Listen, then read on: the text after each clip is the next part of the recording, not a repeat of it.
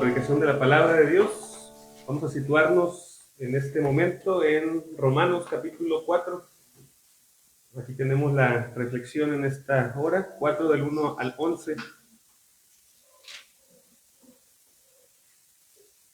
Romanos 4 del 1 al 11.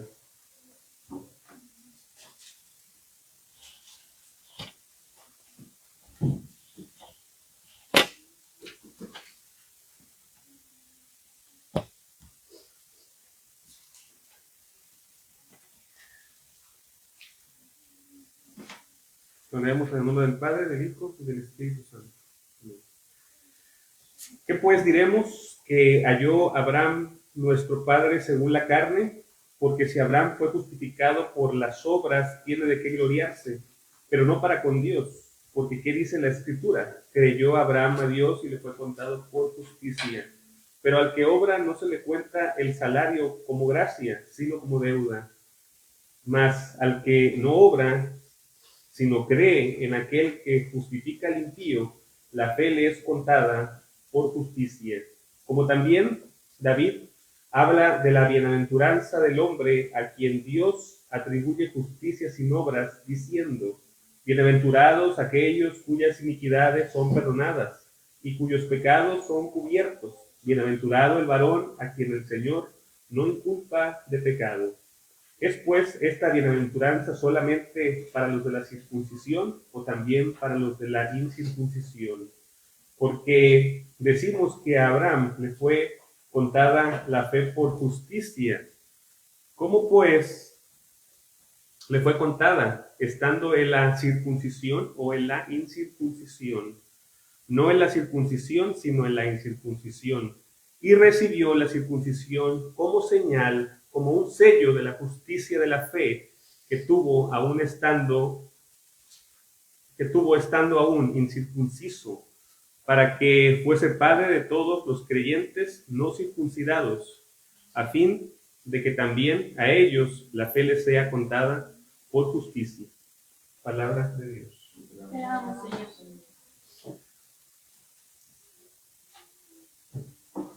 Oremos. Padre eterno y misericordioso, en esta hora de la mañana venimos delante de ti, Señor, para leer la Escritura, para cantar, Señor, para pronunciar todas tus alabanzas. También llegada esta hora, Señor, en la que tu palabra ha de ser expuesta y reconociendo nuestras debilidades, Señor, tanto del que predica como de los que escuchan, nos acercamos a ti, Señor, a tu gracia, Padre, para que infundas en nosotros todo bienestar espiritual en este momento y regules todas las cosas a través del Espíritu Santo, y que sean gratos los dichos de mi boca y las meditaciones de nuestros corazones delante de ti, oh Dios, roca nuestra y redentor nuestro. Amén.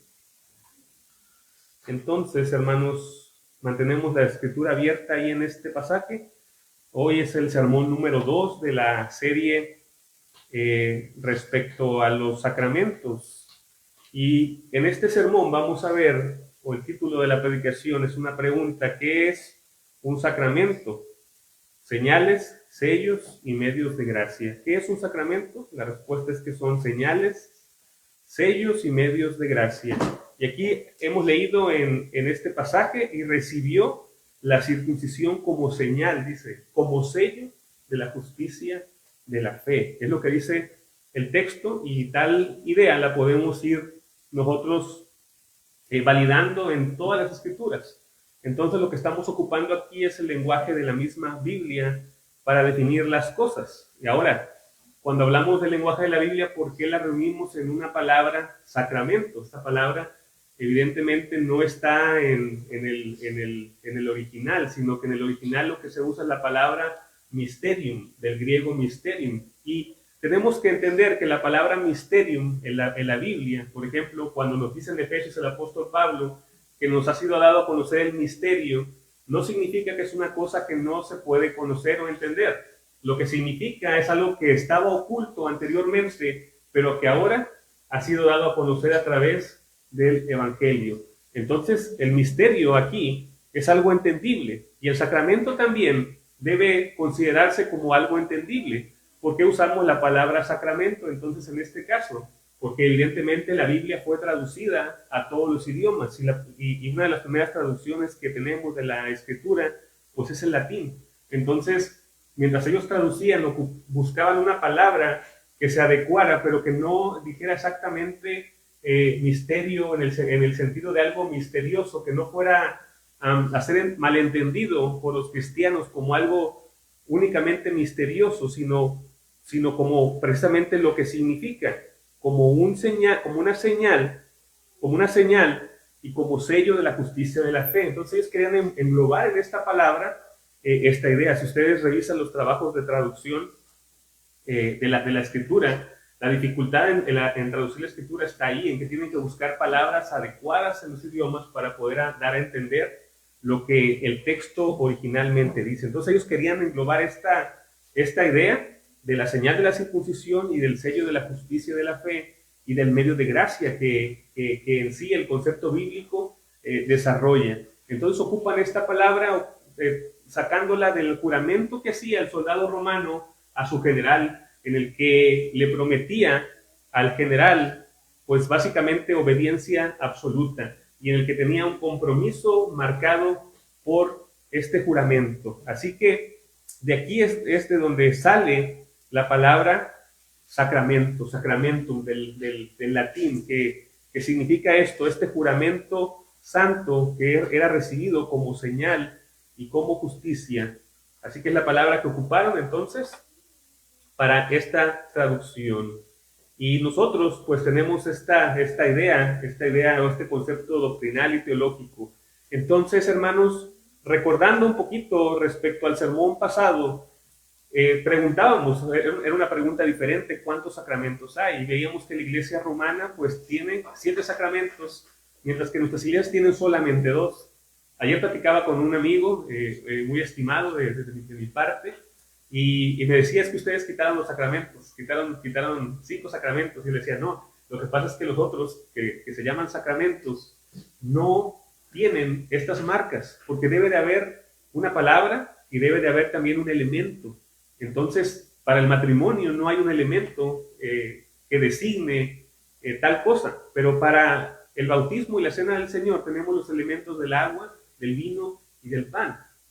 Entonces, también tenemos que ver que el matrimonio es un mandato de orden universal y general, y que por otro lado no confiere gracia, es decir, que fuera de la iglesia, pues la gente se puede casar, y Dios lo ha mandado así. Entonces es natural que las personas se casen, porque Dios las diseñó para estar o para vivir en matrimonio, y aquí nosotros no estamos quitando o diciendo que es poco santo el casarse o que no es importante, ¿no? Lo que estamos diciendo es que el matrimonio no confiere ninguna gracia adicional, tampoco es un sello que Dios marca entre Él y nosotros, y tampoco tiene un elemento visible, aunque nos puede servir para poder entender el concepto. Entonces, hermanos, ¿cuántos sacramentos hay? 7, ¿verdad?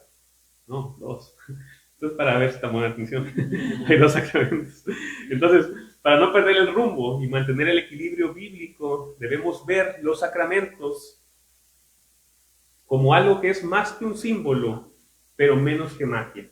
Y esta es la idea que les quiero transmitir en esta mañana a ustedes, que los entendamos como algo que es más que un símbolo. No solamente es un símbolo, pero tampoco debemos elevarlos a un nivel mágico, ¿sí? Porque es la magia, ¿verdad? Bueno, la magia consta a veces en los trucos que hacen los magos, es de desaparecer cosas o en transformar cosas, ¿no? No sé, o sea, un ratón, o sea, un conejo lo sacan de un sombrero, ¿no? Y luego ese conejo lo convierten en un ramo de flores, cosas así, ¿no? Hacen. Entonces, nosotros no vemos el sacramento así, o sea, no vemos que haya una conversión ni en el agua, o sea, el agua sigue siendo la misma agua, el vino sigue siendo el mismo vino y el pan sigue siendo exactamente el mismo pan. Entonces no hay una transformación mágica aquí, pero tampoco debemos de caer en el otro extremo de reducirlo a un simple símbolo, porque la cena del Señor y el bautismo no es un mero espectáculo. Entonces, evitemos el primer extremo de decir que es algo casi mágico. Debemos evitar este extremo. Y aquí había una palabra, o hay una palabra que usa la iglesia romana, dice que es ex opere operato, que significa que el sacramento o el elemento en sí te transfiere o te confiere algún tipo de beneficio por el hecho de simplemente ser administrado en ti. Por ejemplo, y esto se va a desarrollar en los demás sermones, pero por ejemplo, para el católico romano, el, el sacramento del bautismo quita el pecado original.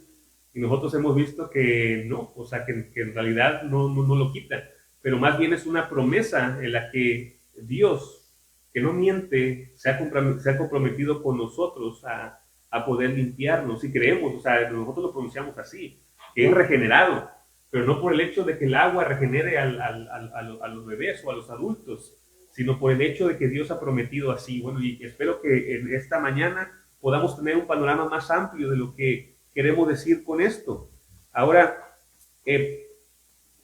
para ayudarnos, vamos a usar la Confesión de Fe de Westminster, que dice que la gracia en el sacramento no se confiere por algún poder mágico escondido en los elementos materiales, ni tampoco depende de la piedad del ministro que los da. Y eso es muy importante, hermanos, es importante que sepan que no es por la piedad del ministro. En una ocasión, hermanos, cuando yo estaba por estudiar el seminario, había unos hermanos bastante conservadores y decían, es que el hermano, ¿qué tal si lo mandamos al seminario y después se desvía y ya bautizó gente y ya ministró sacramentos? ¿Qué va a pasar con eso?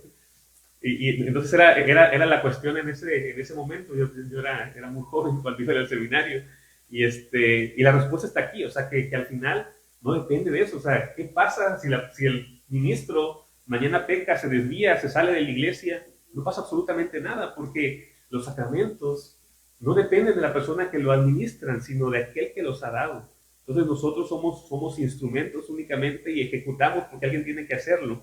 Ejecutamos este acto o esta ceremonia en el nombre de Cristo, pero no tiene nada que ver con nuestra posición delante de Dios. Aquí no estoy diciendo que pues el ministro pueda ser un impío de lo peor, o sea, no estoy diciendo eso, pero lo que digo es que no depende de la dignidad del ministro. Esto nosotros lo encontramos ahí en la Confesión de Fe de Westminster, y también en nuestra misma confesión de los 39 artículos encontramos que no depende. Inclusive nosotros, por ejemplo, no practicamos el rebautismo, o sea, estrictamente no lo practicamos. O sea, ¿qué significa? Significa que en un bautismo debe de haber agua y deben ser pronunciadas las palabras que el Señor dejó en el nombre del Padre, del Hijo y del Espíritu Santo. Entonces, el bautismo inclusive de la Iglesia romana es válido para nosotros porque están las dos cosas, la palabra que asegura y también está el elemento que el Señor ha encargado. O sea, lo demás no depende del ministro que lo aplica, sino depende de las promesas de Dios, depende de la obra de Dios, depende de la obra del Espíritu Santo y de la fe en el corazón de quien lo recibe. No hay salvación ni en el agua ni en el pan por sí mismos. Pero hay otro extremo también del que debemos huir nosotros, sobre todo nosotros que somos de una postura evangélica, porque desgraciadamente el evangelicalismo moderno ha cambiado a una especie de razón fuera de la escritura y también fuera de la interpretación de la iglesia histórica. Entonces, esta idea es que el sacramento es solamente un símbolo. Muchos lo toman así, como si fuera solamente un símbolo. Y es aquí donde nuestra generación evangélica tropieza, porque también nosotros somos evangélicos, no estoy diciendo que no lo seamos. Lo que estoy diciendo es que la iglesia evangélica se ha desviado en este sentido, porque piensan que el sacramento es un mero recordatorio mental, que es un acto vacío donde nosotros hacemos algo para recordar a Dios, pero donde Dios no hace nada por nosotros. Pero escuchemos aquí, me gusta lo que el reformador Juan Calvino explica. Él nos advierte que Dios no nos engaña ofreciéndonos un espectáculo vacío. Entonces, hermanos, lo que nosotros hacemos aquí no es un espectáculo, o sea, no lo hacemos para que nuestro servicio se vea más bonito, no lo hacemos por el hecho de que tengamos que rellenar alguna parte que nos sobra, sino lo hacemos porque el Señor, que no miente, ha confirmado con su palabra el acto que nosotros estamos realizando. Entonces, reducir el sacramento a una simple conmemoración humana es vaciar la promesa de Dios. Cuando Cristo nos pone en la mano el pan y el vino, no está jugando. Él verdaderamente nos está ofreciendo la comunión con Él en Él mismo. Entonces Él dice, esta es la sangre del nuevo pacto en mi sangre. Y así lo es. Y dice también, y este es el pan que es mi cuerpo que por ustedes es partido. Y así es. Entonces, no hay engaño en lo que se está diciendo, sino que la palabra misma es confirmada por el elemento y el elemento es confirmado por la palabra. La Escritura no nos deja elegir en ninguno de los dos extremos. Para esto tenemos que ir a la palabra de Dios. Nos llama a algo mucho más profundo. Los puritanos, hermanos, solían decirlo de una manera magistral. Ellos decían, Dios no juega con señales vacías, ni tampoco salva por ceremonias sin fe. Lo voy a repetir, Dios no juega con señales vacías, ni tampoco salva por ceremonias sin fe.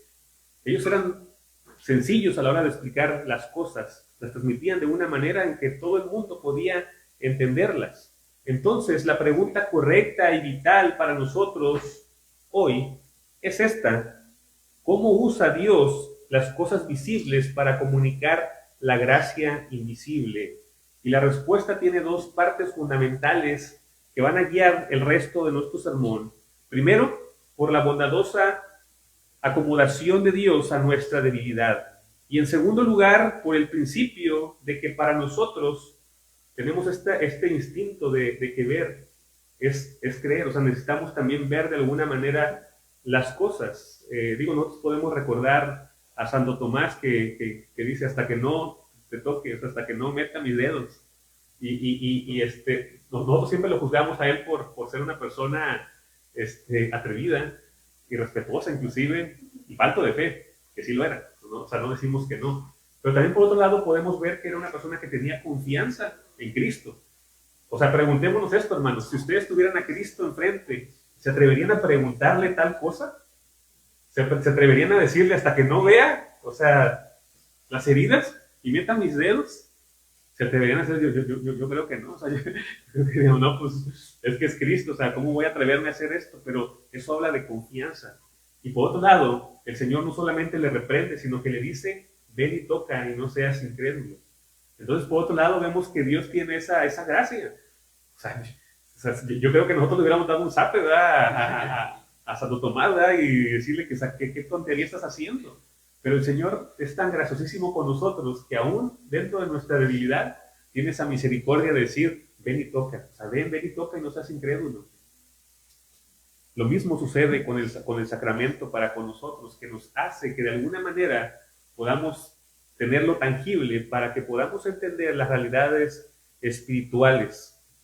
Entonces, el Señor sabe que somos criaturas terrenales y a menudo somos como seres que de continuo nos arrastramos por el suelo y nos cuesta elevar la mirada a lo espiritual. Por eso Dios, como un Padre tierno, se acomoda indulgentemente a nuestra capacidad.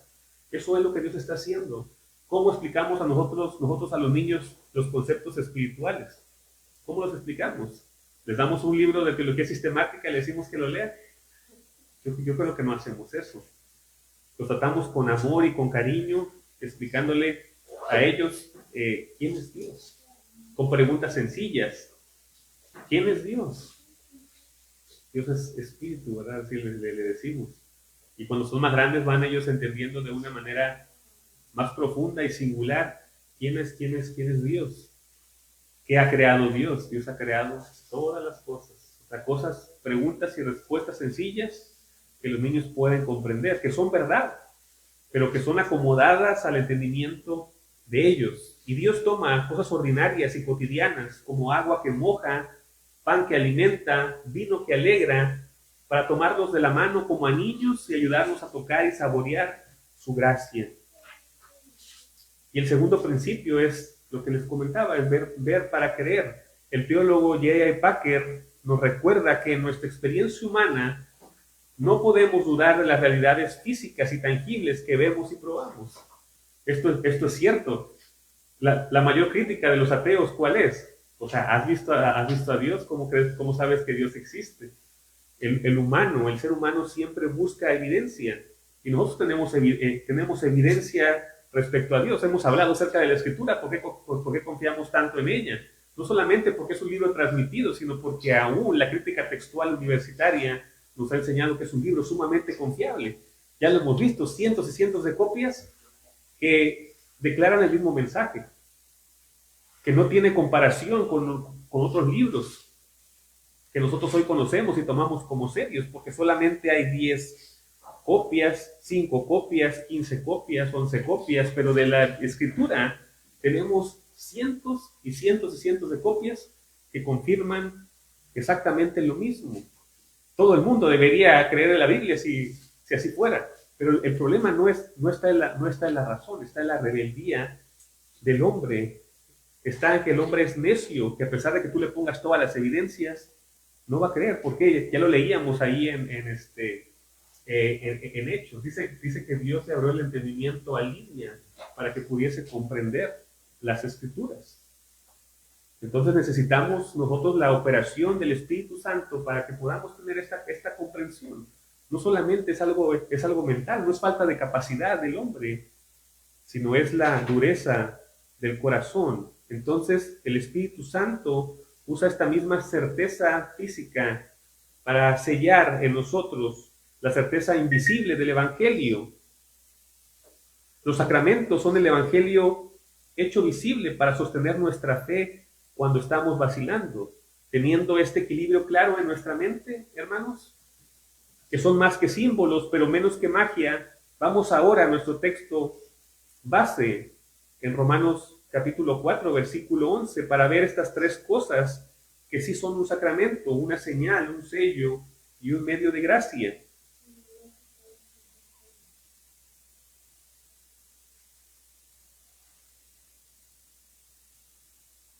Entonces, en primer lugar, hermanos, el sacramento como una señal visible. El sacramento representa visiblemente una verdad espiritual del Evangelio. Eso es lo que representa. Veíamos un poco de cosas la semana pasada, cómo podemos utilizarlos nosotros para recordar que Cristo ha muerto por nosotros, para recordar que su cuerpo ha sido dado por nosotros. El fundamento bíblico está aquí, que para entender qué es un sacramento debemos comenzar por la definición clásica de nuestra herencia. El catecismo del libro de oración común que tenemos nosotros de 1662 nos dice también de manera magistral lo siguiente, que el sacramento es una señal exterior y visible de una gracia interior y espiritual. Esta idea de señal, como les digo, está en la Escritura, está allí, de ahí la sacamos. Ahí vemos que en Romanos capítulo 4 dice que Abraham recibió la circuncisión como señal y sello de la justicia de la fe.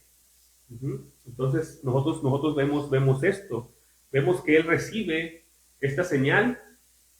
Antes se experimenta la gracia de Dios, él cree y después recibe la circuncisión. Y posteriormente toda su descendencia recibe esta circuncisión, este sello y pacto, esta señal de la justicia de Dios es recibida no solamente para Abraham, sino para su hijo, que la costumbre y la tradición marcada, o sea, era una tradición bíblica marcada por las Escrituras, era que los niños tenían que ser circuncidados al 8º día, después de su nacimiento. Entonces, vemos cómo es transmitida esta señal a toda la descendencia de Abraham. Igualmente, en el pasaje que leímos ahorita, en el libro de los Hechos, dice que esta mujer fue bautizada, dice, y toda su familia.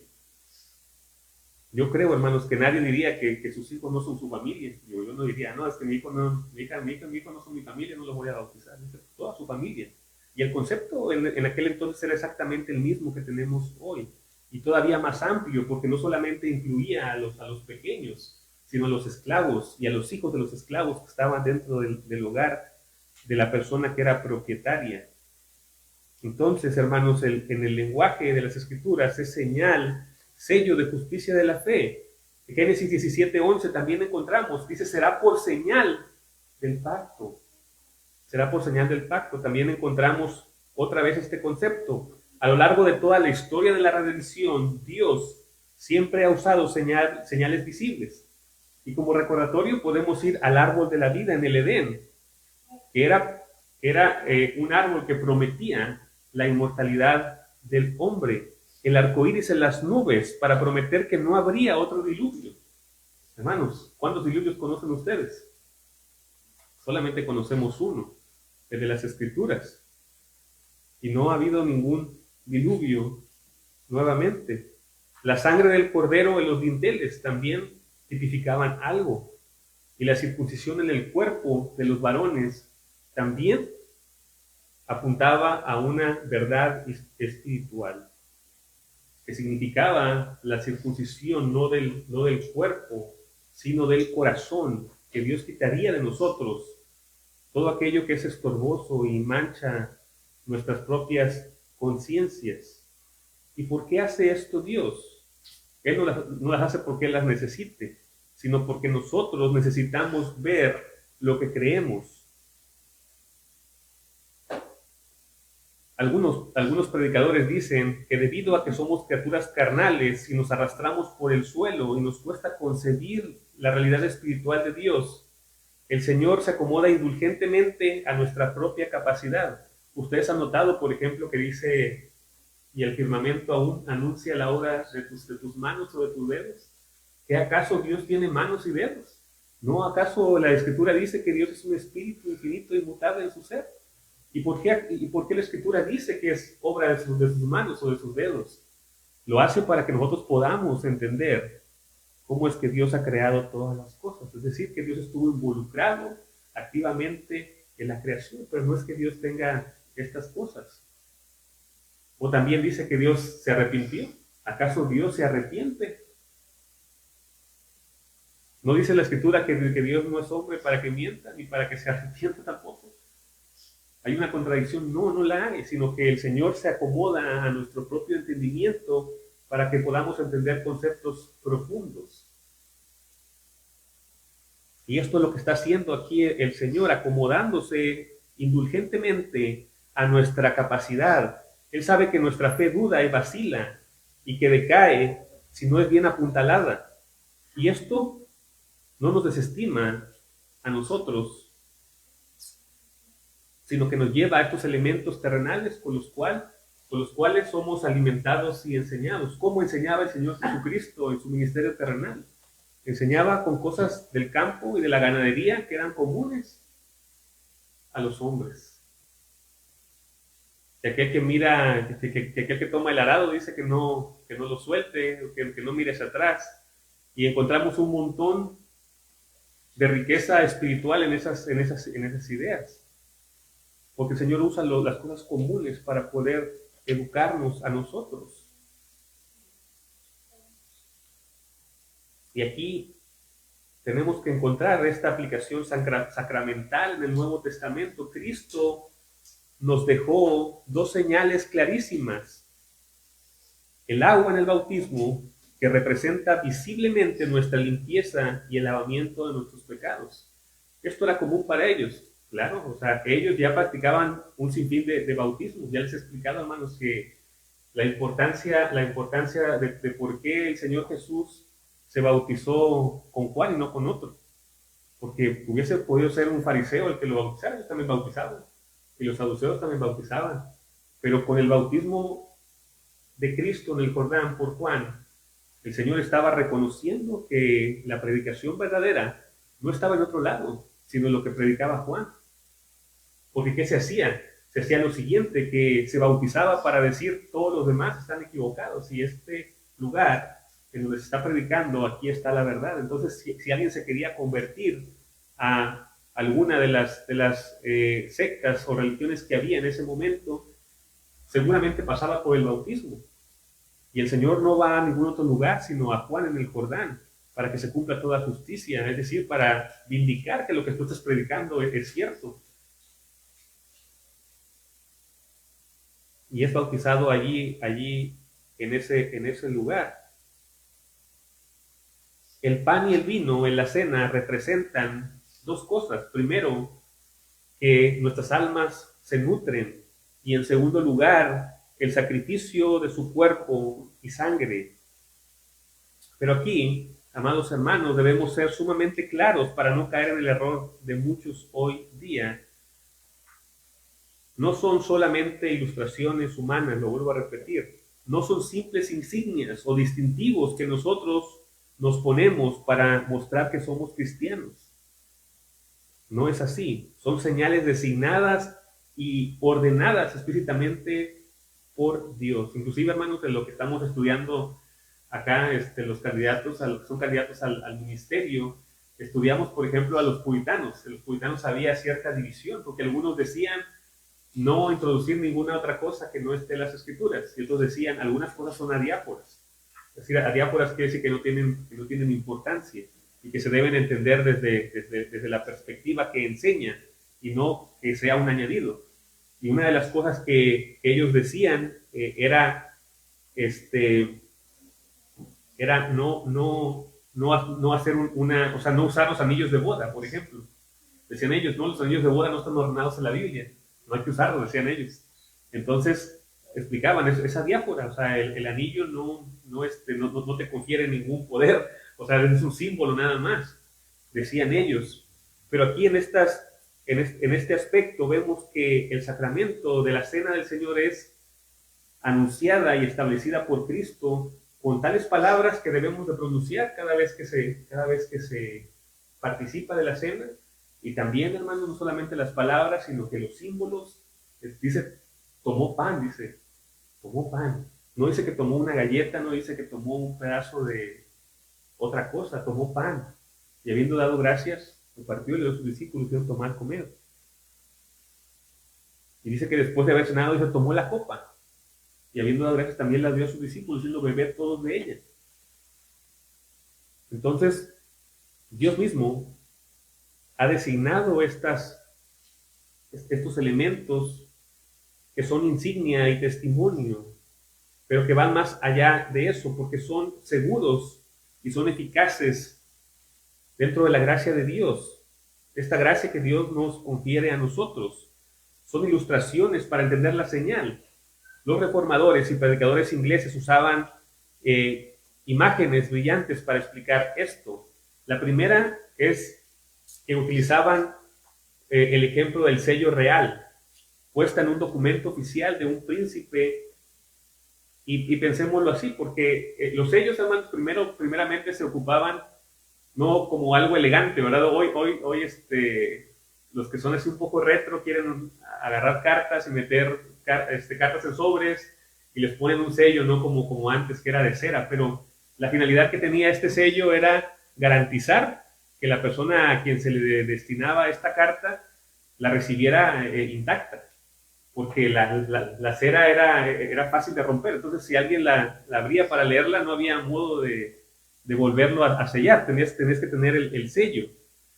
Entonces, ellos ocupaban esto. La carta escrita contiene la promesa del rey, pero el sello visible de cera confirma su autenticidad. El sello de cera por sí no vale nada, ni es la promesa en sí, pero cuando está pegado al documento, nuestra confianza en que el rey cumplirá su palabra es inquebrantable. Igual, hermanos, esto lo podemos encontrar no solamente en los reinos de los ingleses, podemos encontrarlos en las escrituras, que lo que el rey decía no podía ser abrogado. Por ejemplo, en las historias que se narran respecto a Daniel, Sadrach, Mesach y Abednego, podemos encontrar los problemas que a veces los países se metían, porque decían, no, es que lo que el rey ha dicho ya no puede ser abrogado, más ni el rey mismo podía cambiarlo. Podía generar nuevas leyes, pero no podía cambiar lo que ya estaba escrito, porque ya había sido dictaminado por el rey. Y debemos verlo de esta manera, que Dios, que no cambia, también nos ha dado a nosotros esas promesas en sellos, con sellos visibles. Otro ejemplo que podemos tener, por ejemplo, un pedazo de plata cruda, solamente es metal, vale lo que pesa, pero solamente eso. Pero ¿qué pasa cuando un rey la toma y acuña su rostro en ella? Entonces se convierte en una moneda oficial en el reino y adquiere un nuevo precio y autoridad. Así también podemos ver nosotros las señales en los sacramentos. El agua es solo agua, el pan es solo pan, el vino es solo vino. Pero cuando la palabra de Dios imprime su promesa en ellos, deja de ser elementos comunes y se convierten en sacramentos. Se convierten, como hermosamente decía San Agustín, en palabras visibles. Hacen visible para nuestros ojos lo que Dios ya ha declarado para nuestros oídos en su palabra. Entonces esto es, hermanos, la naturaleza del sacramento como señal visible. En segundo lugar, tenemos también el sacramento como un sello divino de parte de Dios para nosotros.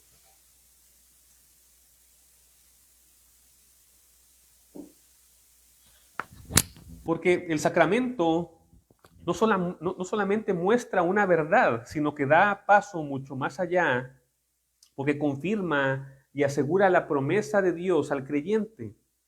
Igualmente vamos al fundamento bíblico, y para esto y voy a tomar el capítulo 27 de la Confesión de Fe de Westminster respecto a los sacramentos. Dice que no solamente son señales, sino sellos santos del pacto de gracia, sino sellos santos del pacto de gracia, instituidos directamente por Dios para confirmar nuestra participación en Cristo. Ya lo veíamos aquí en Romanos, capítulo 4, versículo 11, donde se nos habla acerca de que Abraham recibió la circuncisión como sello de la justicia de la fe. Y en Hebreos 6, del 17 al 18, dice que Dios quiso confirmar su promesa con juramento. Entonces aquí encontramos este desarrollo. Entonces, ¿por qué hace esto Dios? Bueno, Dios no cambia. Su palabra por sí sola ya es infinitamente firme y cierta, pero Él condescendientemente busca fortalecernos. Dios hace esto porque conoce nuestras debilidades y trata de sostenerlas de una manera más firme para nosotros, tal como hacemos con nuestros hijos, ¿verdad? Cuando están chiquitos. Sabemos que tienen piernas, pero nadie en su sano juicio pondría a caminar a un bebé recién nacido. Lo va a enseñar a andar y lo va a tomar de sus brazos para que empiece a andar el niño. No decimos, no, es que ya el niño pues nació con piernas y pues a que camine solo. No hacemos eso. Dios de igual manera nos encamina de esta manera.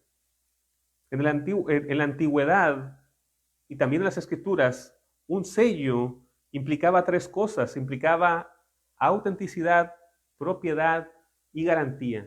Hermanos, cuando nosotros compramos algo, por ejemplo, un automóvil, no solamente vamos y lo pagamos y decimos luego paso por él.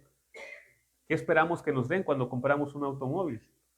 Pues esperamos que nos den un documento en el que nos dicen que que tenemos esta propiedad. Igualmente, para una casa tenemos las escrituras de la casa.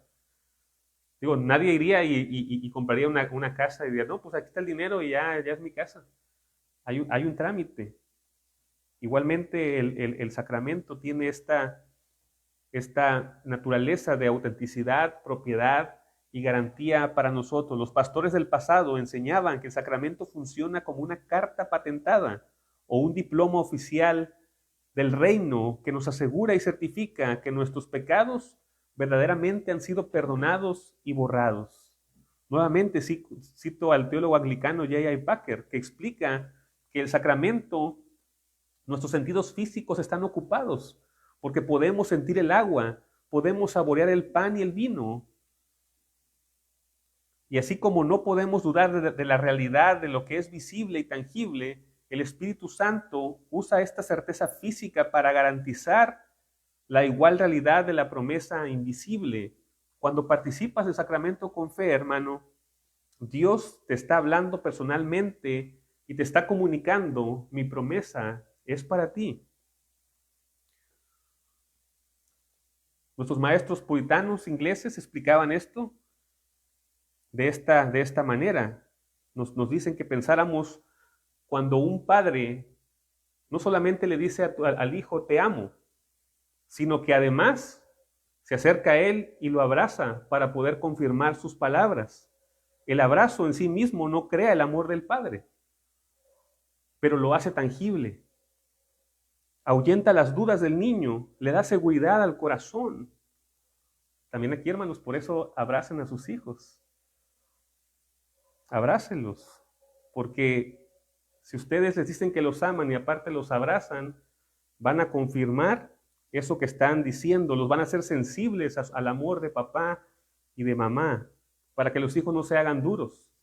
El sacramento hace lo mismo, intenta que no nos endurezcamos, sino que podamos ser sensibles a las realidades espirituales. O piensen también en el pacto matrimonial. Un hombre y una mujer hacen una promesa, pero luego intercambian anillos diciendo: yo soy tuyo y tú eres mía. El anillo no es el matrimonio, pero es un sello visible que garantiza esa promesa de la pertenencia mutua. Bueno, me ha tocado ver también que hay unas parejas que se pelean, ¿verdad? Porque no traen el anillo los esposos. Pues, o sea, y esto no es el matrimonio, o sea, simplemente es una señal. Entonces, digo, lo he visto más de las mujeres hacia los hombres, o sea, diciendo, para que no te vean que estás soltero, llévate tu anillo, ¿no? Y a veces el hombre pues trabaja en cosas pesadas y dice: no, es que me lo quité porque estaba jalando unos caballos y es peligroso que traigan un anillo puesto. Se les olvidó ponérselo, ¿verdad? Pero el matrimonio no está contenido en el anillo, pero sí que lo representa, y sabemos que una persona que trae un anillo en tal dedo, en nuestra cultura, es una persona que está casada, hombre y mujer. El sacramento funciona también igual. Es el abrazo visible del Evangelio y el anillo del pacto de Dios para con cada uno de nosotros. A través de ellos, Dios une la promesa de nuestros sentidos para decirnos: yo te tomo, tú me llevas, yo soy tuyo, tú eres mía. Lo acabamos de cantar ahorita en este canto precioso. Ya pertenezco a Cristo y Él pertenece a mí. Entonces, esto que estamos cantando es lo que hacemos, hermanos, en los sacramentos. En tercer lugar, también ya hemos visto que en primer lugar el sacramento es una señal visible, en segundo lugar es un sello, y en tercer lugar el sacramento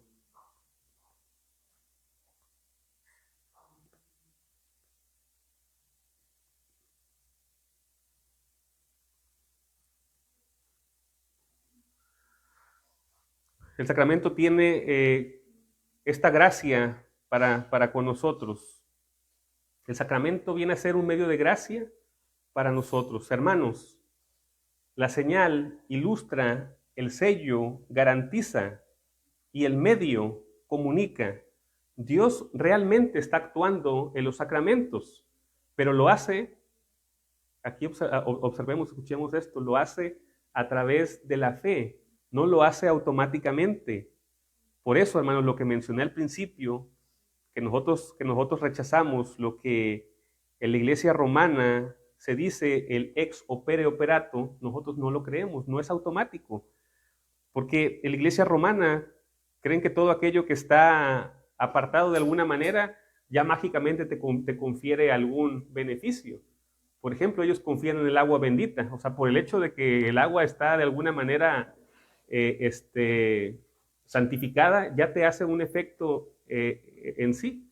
Inclusive, he leído por ahí que algunas personas le daban el agua bendita a las personas enfermas y en vez de que se curaran, se morían porque el agua tenía bacterias y les producía infecciones graves a la enfermedad, lo que complicaba la situación de salud, porque ellos estaban confiando en que el agua por sí misma tenía algún efecto mágico. Y nosotros debemos escapar de esto, pero debemos escapar hacia lo correcto, hacia lo que enseña la Escritura, que es un medio de gracia. No es un simple elemento vacío. Este funciona a través de la fe y no es automático. Vayamos nuevamente al fundamento bíblico para que podamos entender esto. En Hechos capítulo 2, versículo 42, leemos que los primeros cristianos perseveraban en la doctrina, en la comunión y el partimiento del pan. Los sacramentos no eran un añadido opcional, estaban en el centro mismo de la vida de la iglesia, porque sabían que a través de ellos Dios les ministraba. Fíjense qué tan importante era el tema del partimiento del pan, qué tan importante era el sacramento en la iglesia primitiva, porque muchos hoy día dicen, no, es que nosotros nos parecemos a la iglesia primitiva, pero no participan constantemente del partimiento del pan. No participan del sacramento, porque lo han hecho como un simple y mero recordatorio.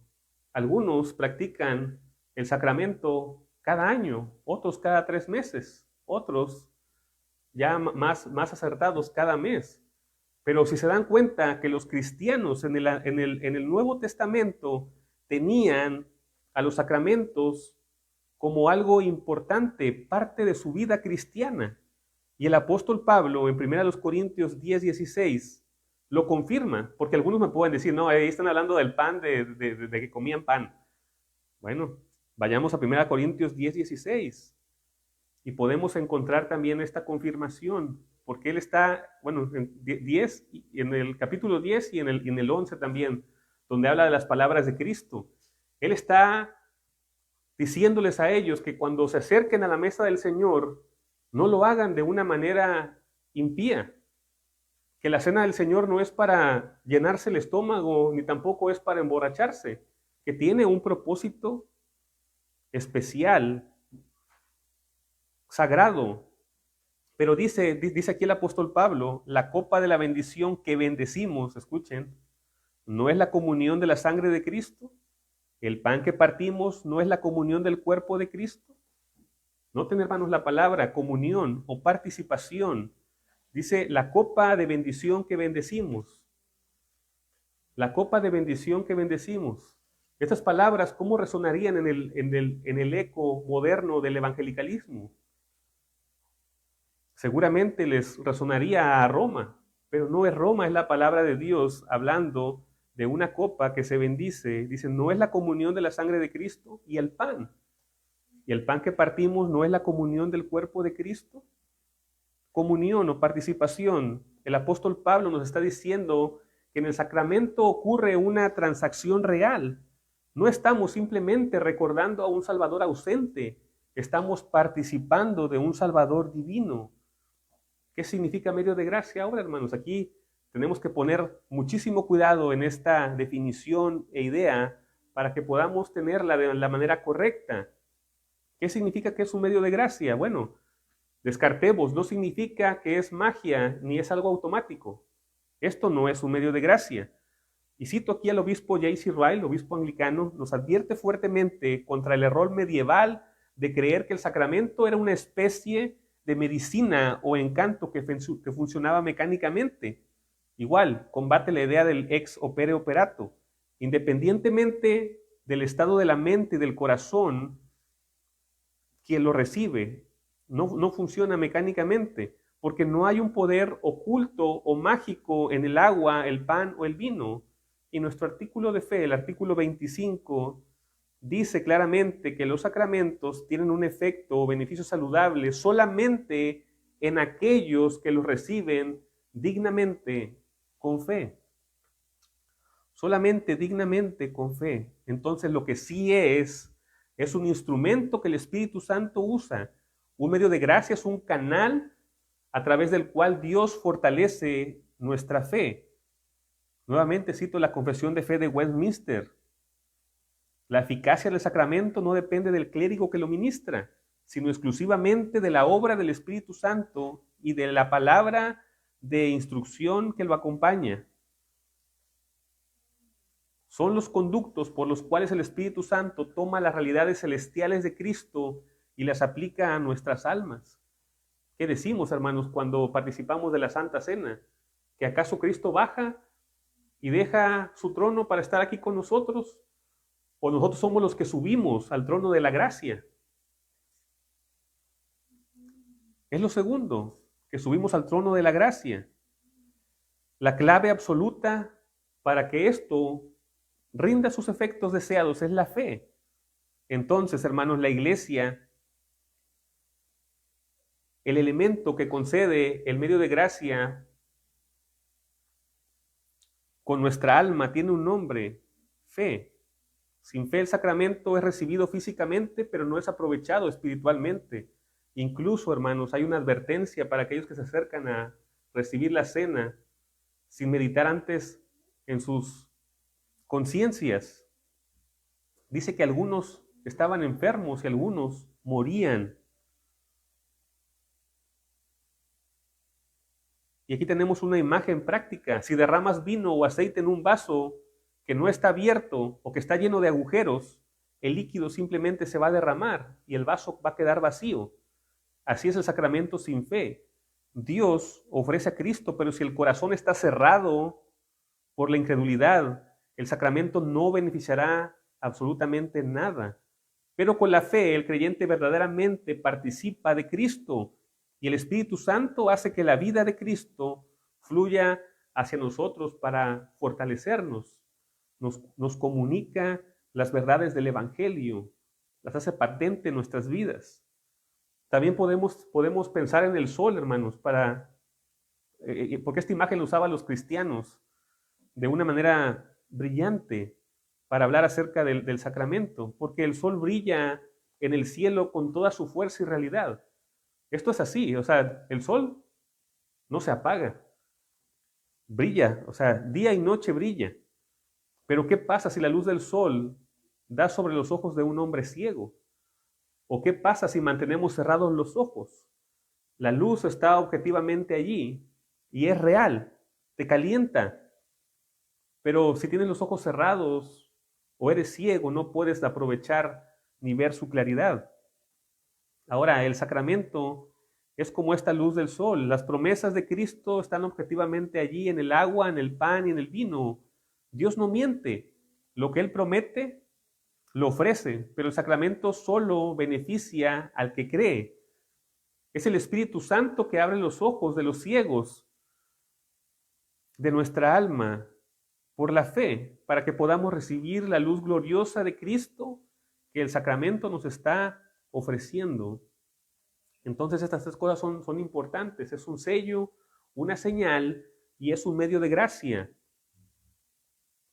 Y en cuarto lugar tenemos aquí la unión de la palabra y del sacramento. Tenemos aquí que en la comunidad de la iglesia cristiana, ahí en Hechos 2, donde acabamos de leer, era parte de ellos porque se unía la palabra y el sacramento. Inclusive algunos hermanos llaman a lo que nosotros hacemos, a la liturgia, la llaman la liturgia de la palabra, que es la predicación, y después a esto lo llaman la liturgia del sacramento o la liturgia de la cena del Señor. Porque debe haber unidad entre la palabra de Dios y en el sacramento. No funciona de manera automática. No serviría de nada que les diga, no, pues acérquense y bebamos y ya. El clérigo se debe de esforzar en explicar constantemente lo que significa lo que está en esta mesa para que podamos entenderlos, porque no funciona mecánicamente. Ex opere operato es algo que nosotros no validamos porque no lo encontramos en las Escrituras. Se requiere siempre la fe, la palabra de Dios que esté allí. Y aquí llegamos al punto de equilibrio vital para nuestra teología. El sacramento nunca funciona separado de la palabra de Dios. Necesitamos el fundamento bíblico, tal como lo observamos en Hechos 2:42. Perseveraban en la doctrina de los apóstoles, el partimiento del pan. La iglesia nunca separó la predicación de los sacramentos. Esto no debe estar separado.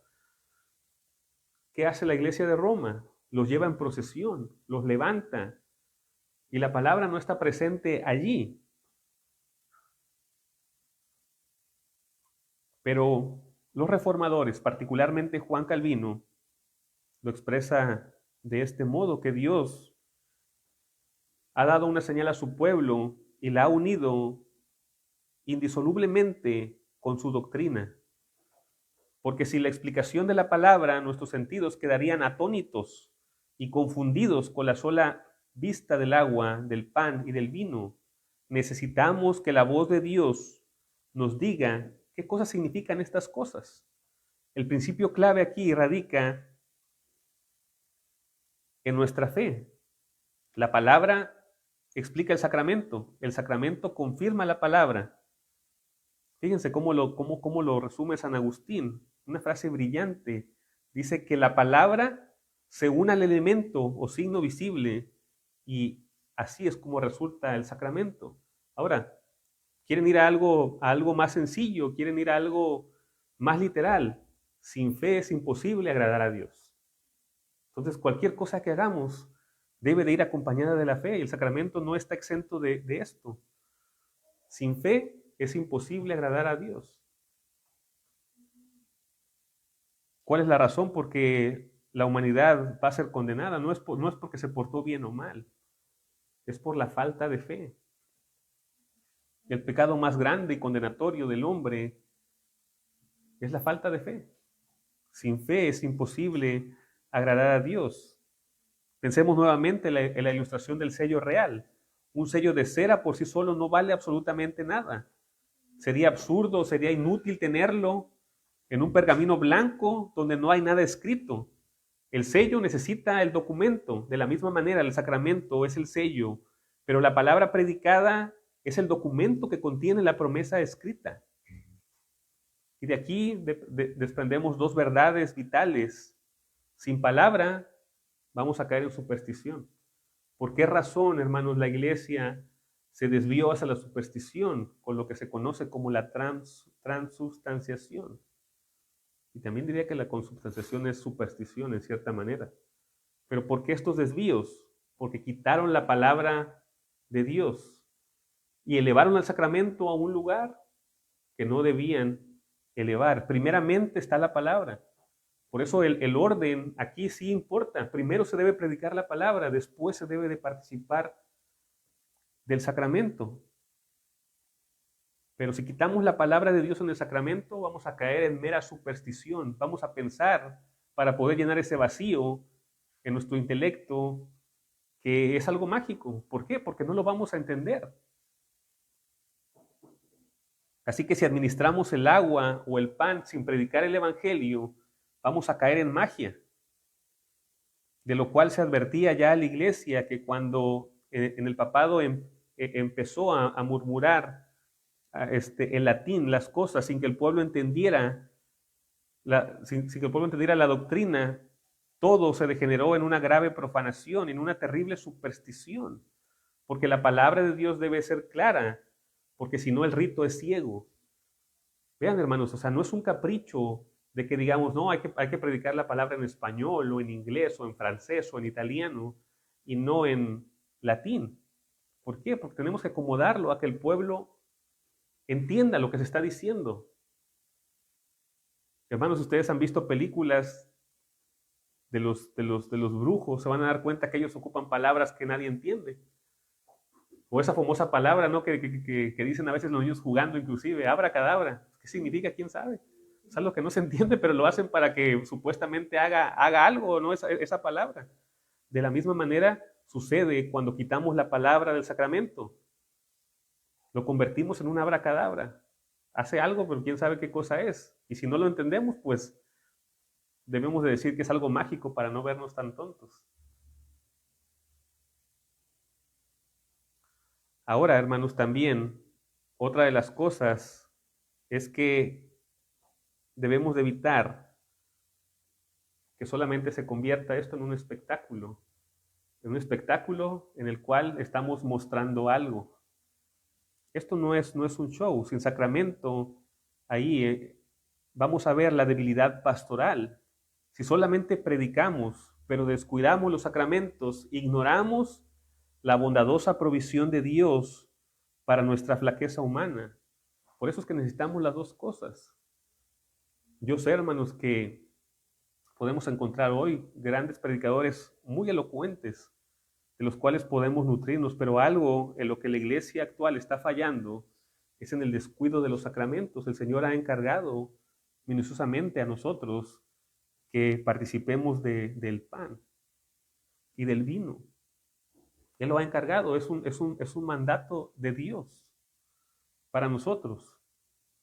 Y tenemos que poner en práctica todo esto constantemente.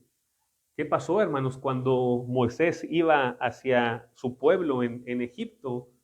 ¿No acaso salió el ángel del Señor para querer matarlo porque no estaban sus hijos circuncidados? ¿Acaso era algo menor a circuncisión que se podía pasar por alto?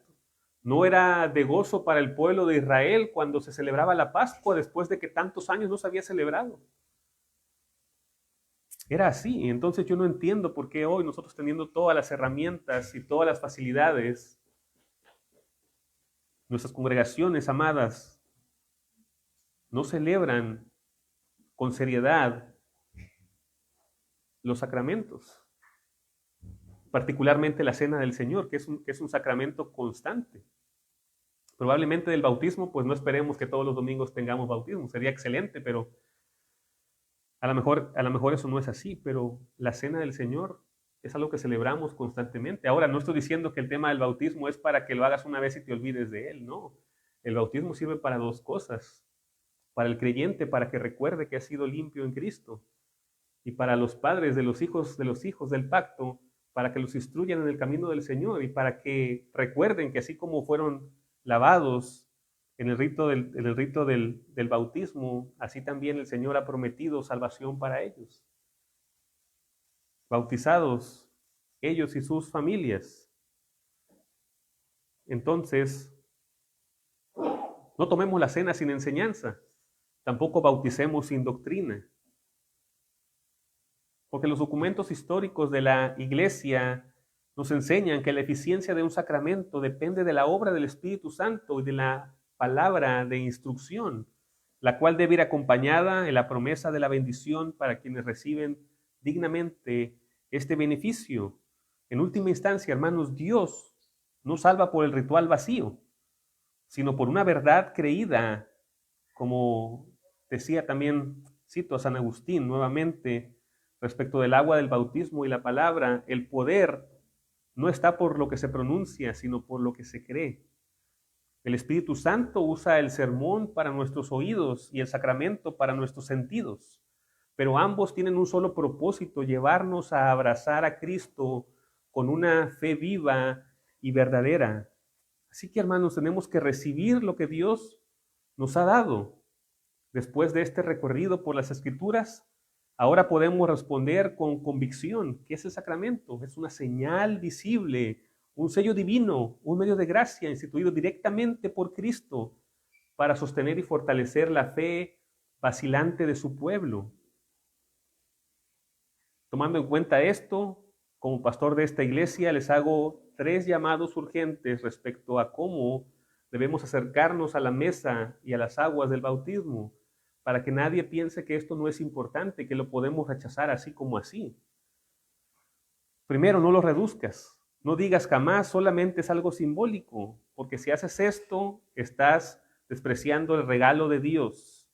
Y ya se nos ha advertido por los pastores del pasado. Es irracional pensar que la gran cabeza de la iglesia nos cargaría con una instrucción vacía, impotente y sin provecho. Dios no nos engaña ofreciéndonos un vacío espectáculo.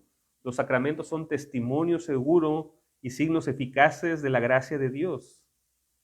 En segundo lugar, hermanos, también los insto para que no los tengamos como cosas supersticiosas.